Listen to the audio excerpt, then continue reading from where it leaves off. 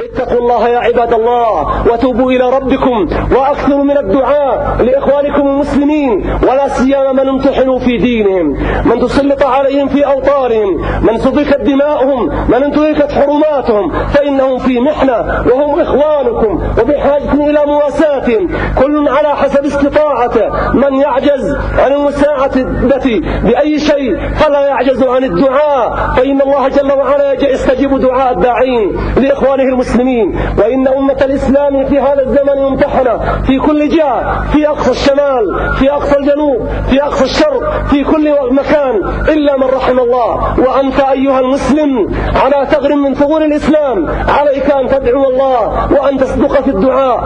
اللهم يا سميع الدعاء، يا قريب يا مجيب، يا من أمرتنا بالدعاء ووعدتنا بالإجابة، نسألك بأسمائك وصفاتك أن تعز الإسلام والمسلمين. اللهم